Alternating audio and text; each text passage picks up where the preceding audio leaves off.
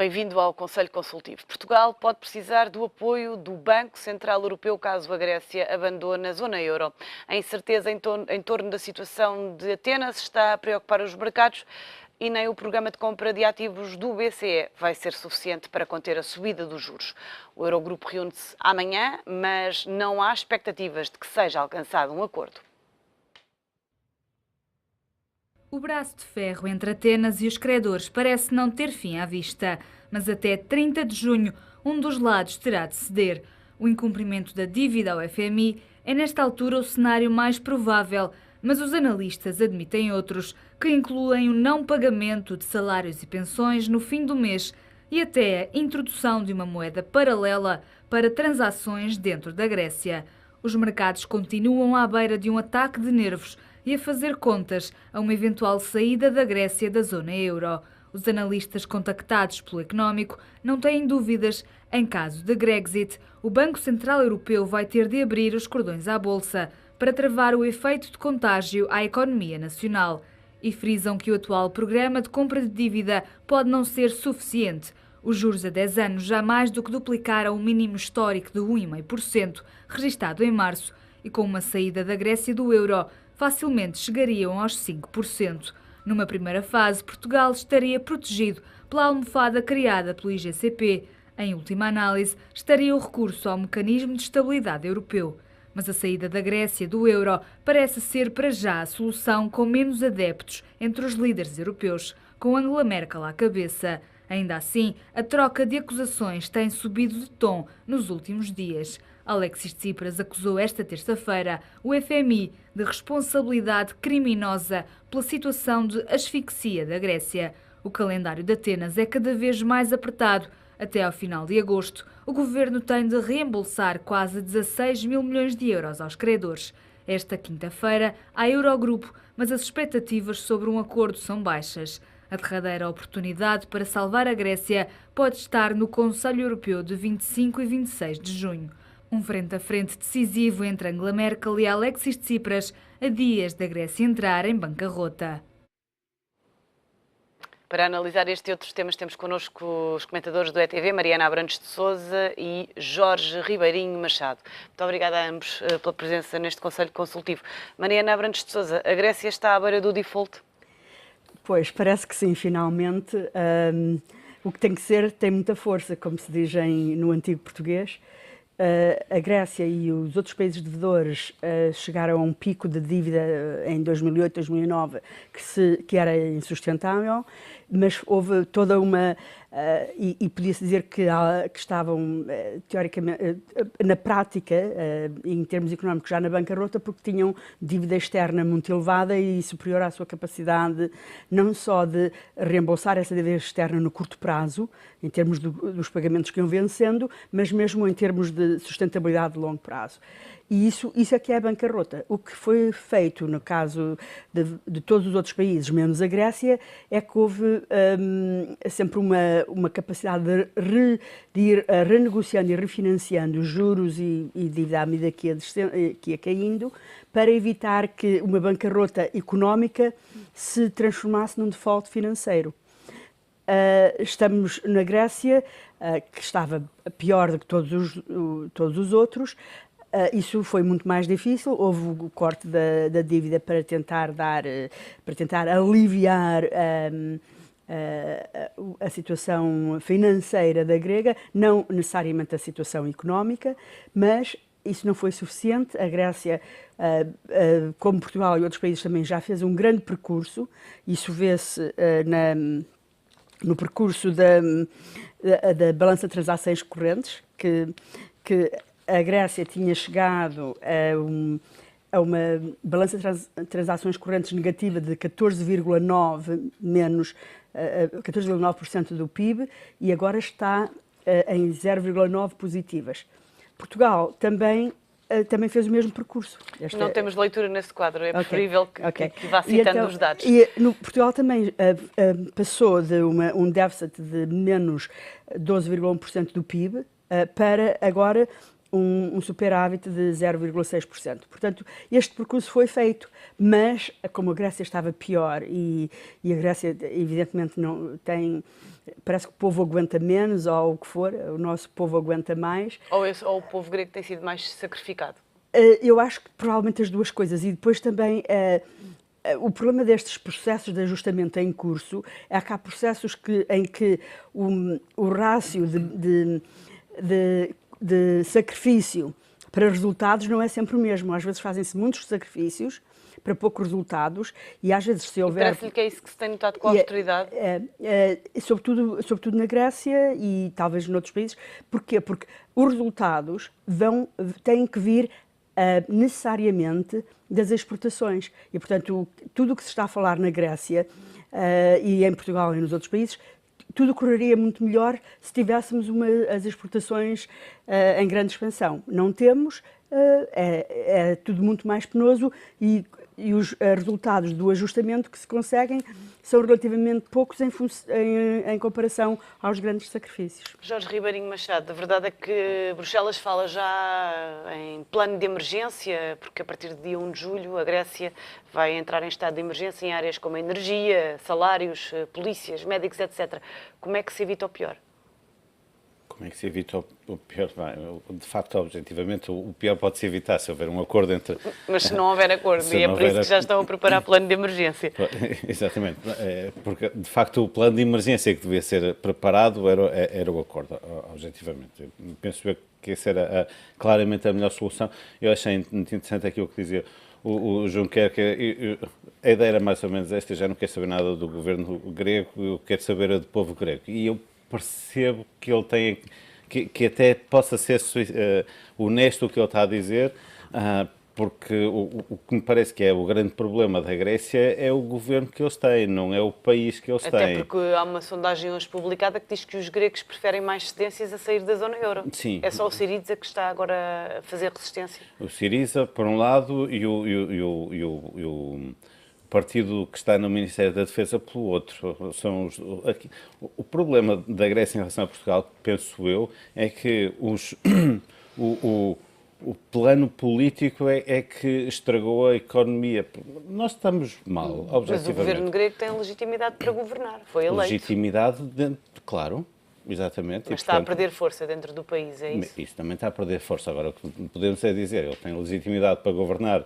A Grécia não tem a legitimidade para, com a sua atuação, fazer com que todos os outros países vão contra aquilo que querem. Portanto, no fundo, aqui há uma luta, digamos assim, de ideias, mais do que outra coisa, penso eu.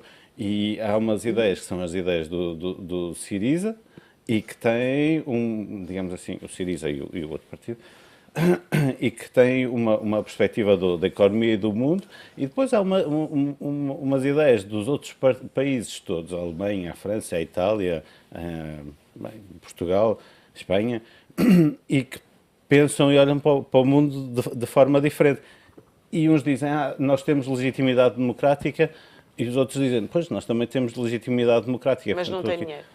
E quem tem legitimidade democrática e não tem dinheiro tem duas hipóteses: ou aceitar as imposições dos outros, e que de facto são imposições, como já estamos, nós próprios aqui estamos habituados a perceber o que é que são as imposições estrangeiras, ou tem a possibilidade de dizer, ok, não queremos seguir por esse caminho. Mas não lhe parece que os gregos já cederam demasiado? Ou isto é só teoria? Em relação às exigências que têm sido feitas ao longo dos últimos meses? Pois, sinceramente, eu penso que não. Pelo menos há sempre essa conversa que surge das reuniões, não é? Que foram cedendo, mas pelos vistos não foi suficiente. Pois, eu não estou a ver, sinceramente, não é essa a percepção que tem. Não tenho mesmo essa percepção que tenham cedido, que estavam muito mais no outro caminho que o governo anterior estavam, que este governo mudou o caminho, que também tem um Tribunal Constitucional que faz com que medidas antigas voltem para trás. Também tem. Portanto, não me parece que tenha havido assim tantas cedências. Parece que têm sido mais as instituições internacionais a ceder? Não, esses não cederam nada. Mariana, a Yanis Varoufakis esta semana dizia que o resgate tem de começar do zero. Há alguma possibilidade disto acontecer? Sim, o default faz isso. Eu trabalhei na Argentina e no México no momento em que eles entraram em default. E o default cria um standstill, põe tudo à estaca zero e depois começa-se a construir. Porque eu devo dizer, eu não concordo com o Jorge, por isso estamos aqui, para ter um pouco de diálogo, que a política estragou a economia. A economia impõe-se e a luta, não há uma luta de ideias, há uma luta de interesses que é bastante diferente. Há os interesses dos credores e os interesses dos devedores. Eles podem mudar, pode haver uma mudança pode-se mudar o Ministro das Finanças como quem muda uma camisa e isso não aumenta as exportações. Ou o país aumenta as exportações e aumenta a sua capacidade de reembolso de dívida ou não. São coisas objetivas. O que acontece é que isso depois é transformado em luta de ideias e em lutas ideológicas, mas isso é areia para os olhos. O que está aqui em causa, olhem para a balança de pagamentos, olhem para a balança de transações correntes, antes de olharem para as declarações de qualquer Ministro das Finanças, pelo menos, e sobretudo de Ministros das Finanças que sejam advogados e não economistas. Eu, no outro dia, vi um artigo em que dizia que o que está acontecendo na Grécia era kafkaesco, era do absurdo de Kafka. E eu disse, não é nada absurdo. Está aqui, antes de analisar o que está a acontecer com a Grécia com as lentes de Kafka, analisem com as lentes de Kindleberger. Foi o livro pelo qual estudei Economia Internacional e a Teoria de Comércio Internacional, etc. Que o Kindleberger escreveu um livro chamado Manias, Panics, Bubbles, Panics and Crashes, que é uma bíblia do que está a acontecer. Eu leio aquele livro de 2 em 2 anos. É um dos meus livros de cabeceira. Isso é o que está a acontecer. E quanto mais nós vimos isto na ótica ideológica, menos estamos a perceber o que está a acontecer. Agora, a Grécia terá que fazer mais cedências, terá que fazer mais cortes.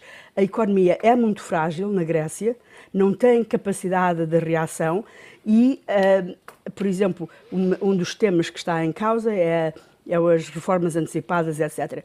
Mas a Grécia... É o ponto da discórdia? É um dos pontos da discórdia. Mas é o principal? Não sei se é, porque o Varoufakis, o que ele tem estado a dizer, a estaca zero que ele quer, é fazer de facto fazer uma reestruturação de dívida mais profunda e ter um perdão de dívida como teve a Alemanha em 53, só que ele está a ir por um caminho que está tapado, sempre esteve, que é o caminho de fazer um corte também no crédito oficial. E que eu saiba, nem os países latino-americanos que tiveram grandes reestruturações de dívida, o plano Brady e tudo isso, que eu saiba, eles nunca impuseram custos, perdas ao Fundo Monetário. E, portanto, o Varoufakis pode ter ideias, está a apostar as baterias no Fundo Monetário, isso é um mau caminho porque não vai conseguir certeza. Mas o que é que lhe parece? Este Eurogrupo é a última hipótese de se evitar um desastre? O Eurogrupo, quer dizer, não há Eurogrupo, há credores e há devedores. E o que os credores... Mas houve negociações falhadas este fim de semana e sim, agora aposta-se tudo no Eurogrupo da manhã. E vão continuar a falhar. Eu acho que este Eurogrupo e este momento é o momento em que os credores têm que assumir que vão ter perdas. Os credores, por exemplo, esta questão de que a Grécia tem planos de pensões demasiado generosos. Isso é notícia em 2015? Isso devia ter sido notícia em 2005, quando estavam lá a meter crédito. Portanto, os credores que estão neste momento a questionar os planos de pensões, os programas de pensões gregos ou portugueses ou dos outros países, que análise é que eles estavam a fazer em 2005? Estão um bocadinho atrasados, ou não? Consequências de um Brexit para a Europa e para a zona euro, para Portugal em particular? Imediatas... Para além dos juros. Ok. Imediatas não... vai haver, digamos assim, um bocadinho de borbulhas e não vai haver grandes consequências, estou eu convencido. Porque também estou convencido que se houver um Brexit, eu duvido muito que haja, mas isso é um outro aspecto. Especulando que haja. O que sim parece que pode ser mais problemático é passado algum tempo. à medida que for diminuindo o nosso quantitative easing, porque à medida que for sendo necessária mais confiança no país Portugal.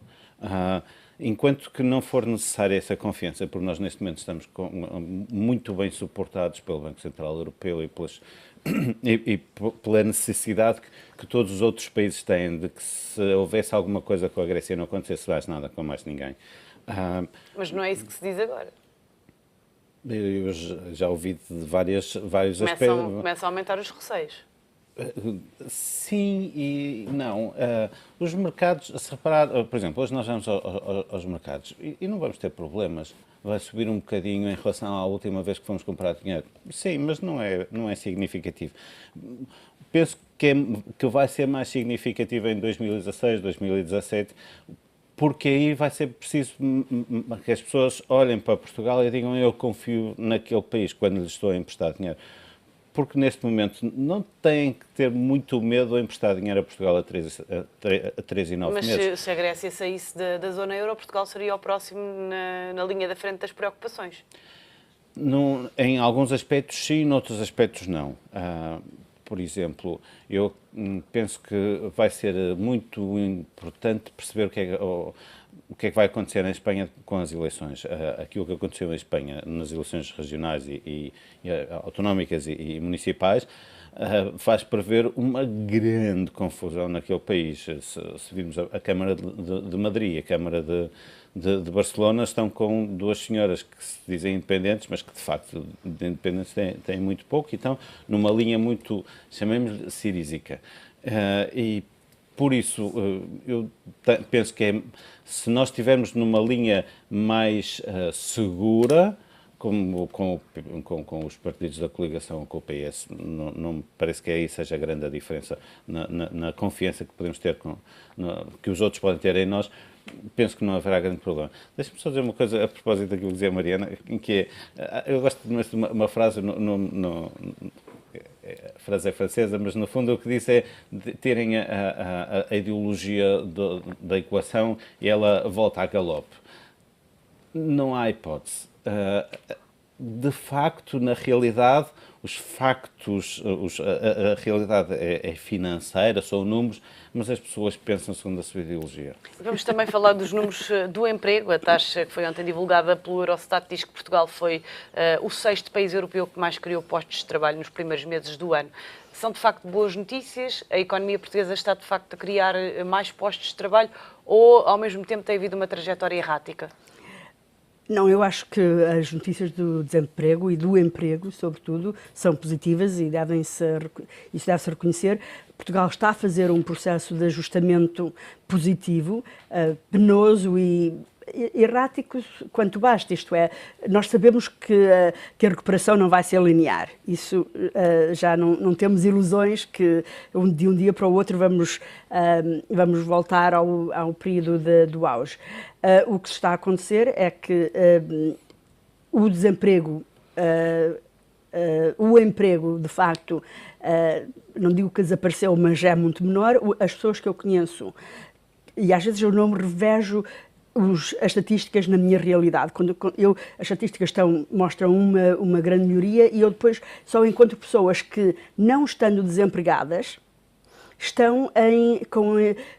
não têm emprego, têm trabalho porque estão a desenvolver as suas iniciativas. Eu estou envolvida e tenho estado a apoiar um programa Connect to Success que apoia mulheres empreendedoras, em que se vê pessoas com enormes, com múltiplas iniciativas de empreendedoras a criar o seu próprio posto de trabalho.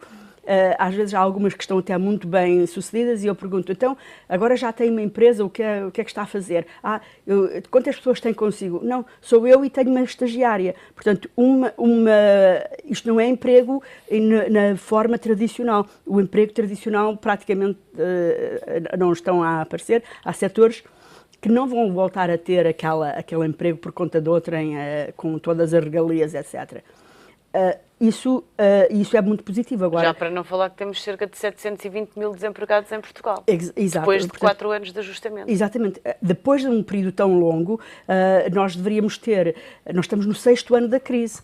E ainda temos, quer dizer, do pico que chegou a casa de 18%, agora estamos em 13%, portanto, fora os 300 mil que emigraram.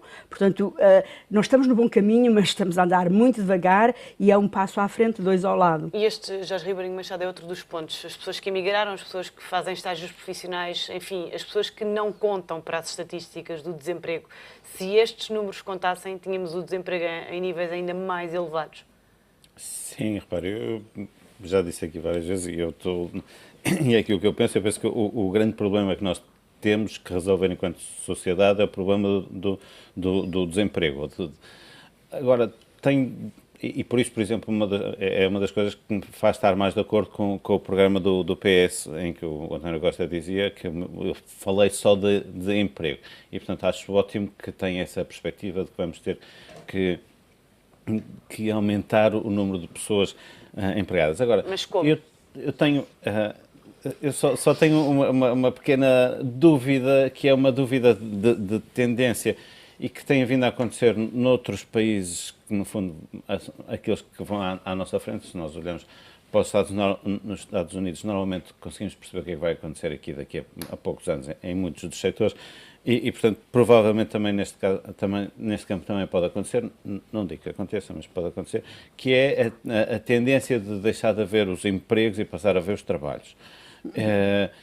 E por isso não se pode pensar que a partir de agora toda a gente vai passar a ter, quando encontrar um emprego, vai encontrar um emprego full-time, com todas as regalias. Eu penso que é importante que as pessoas tenham a noção de que isso não vai acontecer para uma parte muito significativa delas. E por isso é mais interessante, se essa é a tendência, podemos dizer se é inexorável ou não, mas a mim me parece bastante inexorável, é fazer com que seja mais rápida a criação desses trabalhos, ou que seja mais fácil a criação desses trabalhos. Muitas das pessoas trabalhavam no século XIX e XVIII e no século XX mesmo, e agora por projetos, e portanto mais facilmente criar projetos, mais facilmente haver a facilidade de uma pessoa de criar as redes para que os projetos sejam mais bem feitos por mais pessoas, e há uma perspectiva diferente da política de criação de emprego. A política de criação de emprego que neste momento existe vamos olhar para a TSU, vamos olhar para... Tudo bem, pode-se olhar para a TSU e acho ótimo, porque a TSU é um valor enorme, é um peso muito grande quando se contrata uma pessoa. Mas muito provavelmente seria interessante não só olhar para a perspectiva de contratação de pessoas, mas de como é que se pode ajudar as pessoas que vão trabalhar por trabalhos a arranjar mais facilmente trabalho. Mariana, muito brevemente. Sim, eu acho que o caminho está a procurar trabalho rentável. E a pergunta que fez ao Jorge, eu estou-me também, como é que se promove o trabalho? Através das exportações. Valor acrescentado nacional. Ou se exporta, se não se exporta, não se cria trabalho, não se aumenta o rendimento nacional e não se paga a dívida externa. Mariana Abrantes de Sousa, Jorge Ribeirinho Machado, muito obrigada pela vossa presença e análise neste Conselho Consultivo. Até para a semana. O Conselho Consultivo está de regresso amanhã. Contamos consigo. Até lá.